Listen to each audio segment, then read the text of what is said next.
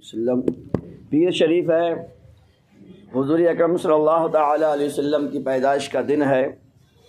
ہماری مسجد میں الحمدللہ تھوڑی دیر محفل میلاد شریف ہوتا ہے، تو صبح سے پیر شریف کے مبارک دن سے یہ کتاب ہم نے شروع کر دی ہے، تو اس کا تھوڑا تھوڑا ہم درس دیں گے روزانہ انشاءاللہ، 5 منٹ 10 منٹ جیسا بھی ہوگا، تھوڑا تھوڑا آپ کو سمجھایا جائے گا۔ بہت سارے لوگ خریدنے کو کہہ رہے ہیں، وہ خرید بھی لیں، مگر یہ انشاءاللہ 5 منٹ کا ہم روزانہ اس کو سمجھائیں گے۔ یہ ایسی کتاب ہے جیسا کہ آپ کو پتہ ہی ہے، جتنا علم انسان پر، ہر مسلمان پر فرض ہے، وہ ساری موٹی موٹی باتیں اس کتاب میں ایک جگہ بہت سارے مفتیوں نے مل کر جمع کر دی ہیں۔ اس کا نام ہے فرض علوم سیکھیے۔ سبق نمبر 1 آج شروع ہوتا ہے، توحید الہی کا بیان۔ اسلام کا بنیادی عقیدہ جو ہے وہ توحید ہے۔ عقیدہ توحید یعنی اللہ کو ایک ماننا، ایک خدا ماننا، اسے بولتے ہیں عقیدہ توحید۔ یہ سب سے اہم اور سارے عقائد کا یہ بیس ہے، یعنی ایک خدا ماننا۔ توحید کا معنی ہے دل سے تصدیق کرنا یعنی ماننا، اور زبان سے اس بات کا اقرار کرنا۔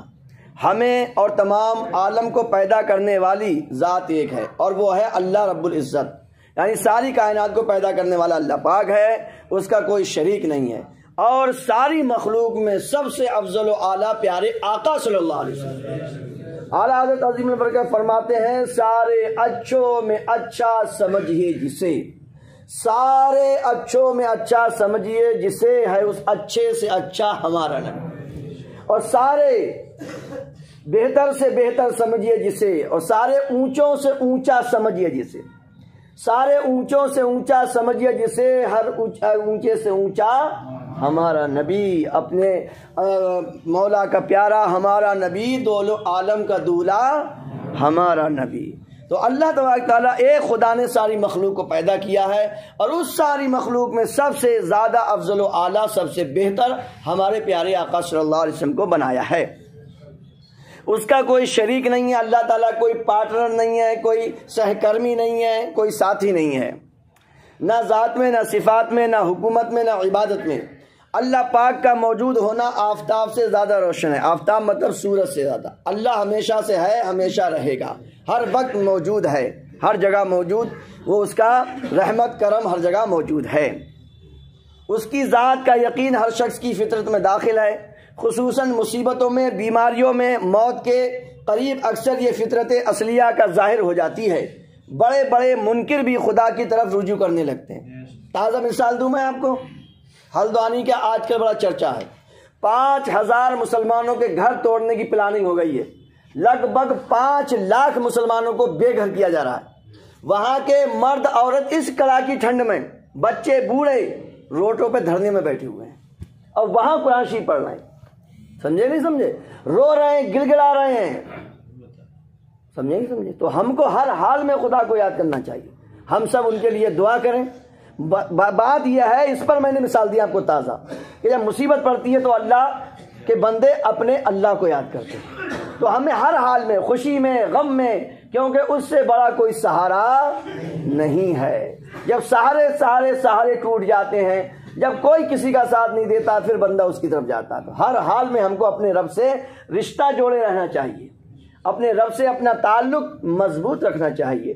وہ کبھی کسی کے سامنے رسوا نہیں کرتا ہے۔ دنیا رو رو کے سنتی ہے اور حضرت سے گاتی ہے۔ سمجھے؟ آپ نے یہ مثال سنی ہوگی کہ لوگ رو رو کے پوچھتے ہیں تم سے تمہاری پریشانیاں، پھر حسرت کے گناہ دیتے ہیں، مگر وہ رب کسی کو رسوا نہیں کرتا ہے۔ آپ نے کتنے گناہ کیے ہیں وہ کسی کے سامنے کھولتا نہیں ہے، تمہارا بھانڈا نہیں بھوڑتا ہے۔ کیسی اس سے مانگ رہے ہو، کتنا مانگ رہے ہو، کسی کو احسان نہیں جتاتا ہے، میں نے فلاں بندے کو اتنا دیا، فلاں کو اتنا دیا، نہیں۔ اس سے بہتر، اس سے زیادہ پیار کرنے والا کوئی ہو ہی نہیں سکتا ہے۔ ہمارے پیارے آقا صلی اللہ علیہ وسلم کو رحمت بنایا تو اسی نے رحمت للعالمین بنا کے بھیجا ہے۔ ماں کے دل میں جو بچوں کے لیے ممتا ہوتی ہے، وہ اسی خدا نے پیدا کی ہے۔ اس سے بہتر، اس سے اچھا پیار کرنے والا کوئی نہیں ہے۔ تھوڑی سی عقل والا انسان بھی دنیا کی تمام چیزوں پر نظر کر کے یقین کر لیتا ہے، بے شک یہ آسمان، یہ زمین، یہ ستارے، یہ سیارے، انسان، حیوان، تمام مخلوق کسی نہ کسی نے پیدا کی ہے، اور وہ پیدا کرنے والا اللہ پاک ہے۔ آخر کوئی تو ہے جس نے سب کو پیدا کیا ہے، اور جس طرح چاہتا ہے اس میں تصرف کرتا ہے۔ کیونکہ جب ہم کسی تخت یا کرسی کو دیکھتے ہیں تو فوراً سمجھ لیتے ہیں کہ اس کو کوئی نہ کوئی کاریگر نے بنایا ہے. کوئی چیز بھی دیکھیے آپ، فوراً دماغ میں آئے موبائل تو اس کا کوئی بنانے والا تو ہوگا. دنیا چل رہی ہے، سورج نکل رہا ہے، ہوائیں چل رہی ہیں، سورج ڈوب رہا ہے، کبھی سردی ہے، کبھی گرمی ہے، کبھی اولے ہے، کبھی برسات ہے، کبھی اولا ہے. کوئی نہ کوئی تو چلانے والا، اور وہ سب سے بڑا حاکم احکم الحاکمین ہے. کیونکہ کوئی بھی چیز ہم دیکھتے ہیں تو اس کے بنانے والے کا خیال ہماری نظر میں آتا ہے. عرب کے ایک بدو نے خوب کہا، اونٹ کی منگنی دیکھ کر اونٹ کے گزرنے کا یقین ہو جاتا ہے، اور نقش قدم دیکھ کر چلنے والے کا ثبوت ملتا ہے. تو پھر ان برجوں والے آسمان اور کشادہ راستہ والی زمین کو دیکھ کر اللہ کے شان عالم ہونے کا یقین کیوں کرنا ہوگا؟ کیونکہ سب کچھ بنانے والا اللہ ہی ہے. اتنی بڑی بڑی دلیلیں سن کر دیکھ کر ہمیں اپنے رب کا علم ضرور ہو جاتا ہے. توحید الہی قرآن کریم کی روشنی میں اللہ کریم کی وحدانیت کے ثبوت ایک تو عقلی ہیں، یعنی عقل سے بات سمجھ میں آتی ہے. دوسری یہ کہ رب کائنات نے قرآن پاک میں بھی اچھی طرح سے ان کو بیان فرما دیا ہے. رب کائنات قرآن پاک کے پارہ نمبر 2 میں ارشاد فرماتا ہے، وَإِلَٰهُكُمْ إِلَٰهٌ وَاحِدٌ لَا إِلَٰهَ إِلَّا هُوَ الرَّحْمَٰنُ الرَّحِيمُ. ترجمہ کنز الایمان جو اعلیٰ حضرت رضی اللہ تعالیٰ نے کیا ہے. اور تمہارا معبود ایک معبود ہے، جس کی تم پوجا کرتے ہو وہ ایک ہے، اس کے سوا کوئی پوجا کے لائق نہیں، کوئی معبود نہیں، بڑی رحمت والا مہربان. اور پھر تیسرے پارے میں آل عمران میں رب کائنات فرماتا، ترجمہ سن لو جلدی ہو جائے، اللہ نے گواہی دی کہ اس کے سوا کوئی معبود نہیں ہے. اللہ نے گواہی دی، اور فرشتوں نے، عالموں نے سے انصاف قائم کرو. اللہ تعالیٰ نے گواہی دی کہ اس کے سوا کوئی معبود نہیں، اور فرشتوں نے اور عالموں نے انصاف سے قائم ہو. اور رب کائنات فرماتا 17ویں پارے میں، لَوْ كَانَ فِيهِمَا آلِهَةٌ إِلَّا اللَّهُ لَفَسَدَتَا. اگر زمین و آسمان میں اللہ کے سوا اور خدا ہوتے تو ضرور یہ زمین و آسمان تباہ ہو جاتے. ایک بڑھیا کی کہانی آپ نے سنی ہوگی، چرخا سے سمجھا، اس نے چرخا سے. تو کسی نے کہا غیر مسلم نے کہ تم خدا کیسے مانتی ہو؟ کہا میں تجھے سمجھاتی ہوں، چرخا ہے؟ بولے ہاں. کہ اگر ہم دونوں چرخا چلانے لگے تو چرخا چلے گا؟ بولے نہیں چلے گا، کیونکہ بڑھیا ہلکی چلانا چاہے گی، جوان آدمی تیز چلانا چاہے گا. بڑھیا ادھر کو چلانا چاہے گی، دوسرا ادھر کو چلانا چاہے گا، تو ٹوٹ پھوٹ کے سب کھٹارا پنچر بن جائے گا.